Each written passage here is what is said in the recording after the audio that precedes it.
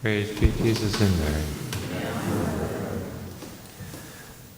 The Holy Roman Emperor was often not very holy.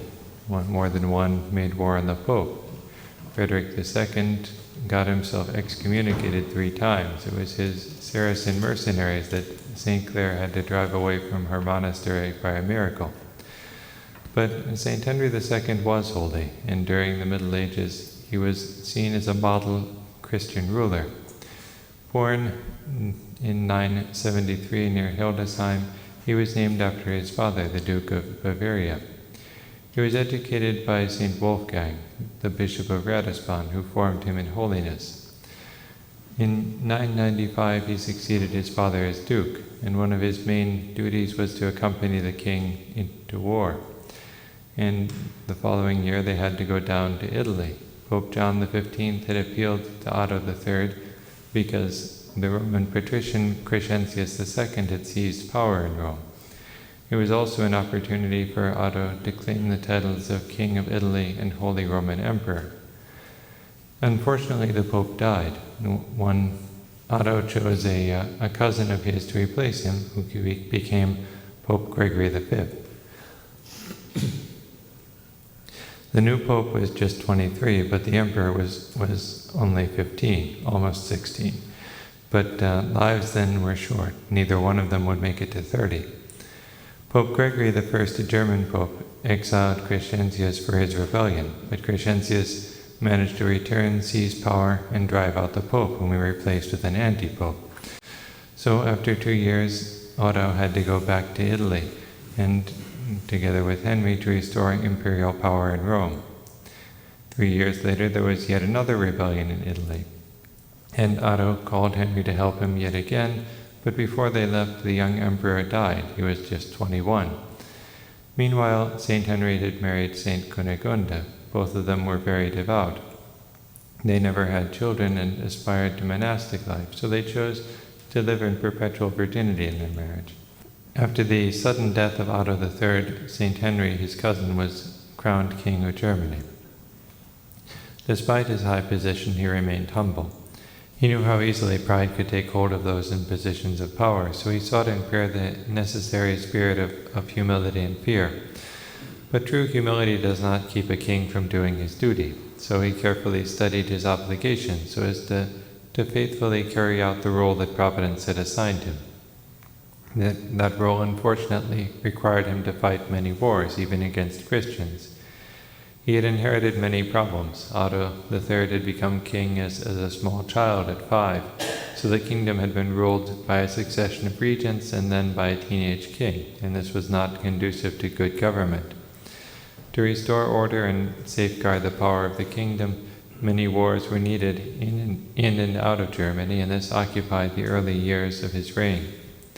Another of his concerns was supporting the reform of the Church. Knowing that we are made for heaven, he believed that the Church and state must work together for the integral good of man. The Church had suffered from neglect for a century or more, due especially to the use of ecclesiastical appointments as fiefs to be given to relatives who needed a place in life. Many people had consequently become priests or abbots who were not prepared to live like priests or like monks, and had found themselves a woman. Others had found themselves a man. The Church still had saints, as it always does, and they worked for reform. St. Henry supported and encouraged the monastic reform of Cluny, so that monasteries would be schools of holiness as they should be.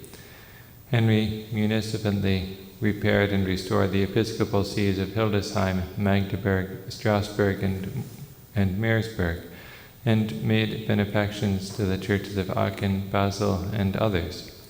He supported the endeavors of St. Stephen of Hungary to convert his people. In 1006 he founded the See of Bamberg and built a great cathedral there, where he would one day be buried. He knew that by using his wealth in this way he was storing up treasures in heaven. In 1014 he went in triumph to Rome, where he was crowned emperor by Pope Benedict VIII.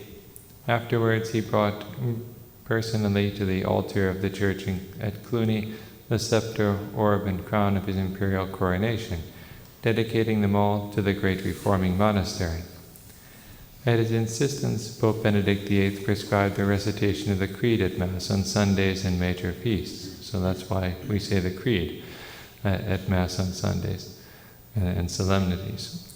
And in 1221, he had to go down to the south of Italy, to Puglia, to fight against the Greeks. On his way there, he fell ill at Monte Cassino, which had been rebuilt yet again. There he is said to have been miraculously cured by the intercession of Saint Benedict, but he remained lame thereafter. The story is told that he wanted to lay aside the government of the empire and spend the rest of his days as a monk. So he went to the Abbey of Saint Van at Verdun and asked to enter the monastery. It was a monastery that he'd done a great deal to help, and it's hard to say no to a benefactor who is also the emperor. So, as emperor, he could order the abbot to accept him. But once you're a monk, the foundation of monastic life is obedience to the abbot. If you want to be a monk, you have to obey the abbot. So the abbot ordered him to return to governing the empire, which had great need of him. He could at least be a Benedictine Oblate, and St. Pius X named him the patron of Benedictine Oblates. In 1022, Benedict VIII held a synod at Pavia in the presence of Henry II, which affirmed in the strongest terms the obligation of clerical celibacy, unsparingly denouncing the widespread scandal of clerical marriage. Henry pledged full support for the strict enforcement of the renewed prohibition on clerical concubinage in marriage. He went to his reward on the 13th of July, 1024, at the age of 51. Praised be Jesus and Mary. Amen.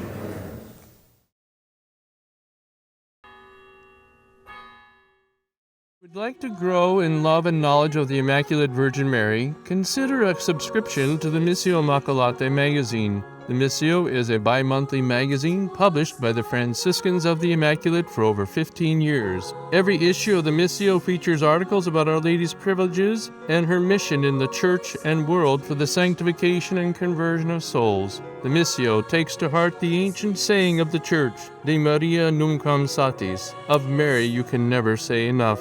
You can subscribe online at missiomagazine.com, that's MISSIO, magazine.com, or go to the homepage of airmaria.com. Back issues of the Missio are also available upon request. The Missio is a practical way to behold your mother and take her into your home. Ave Maria.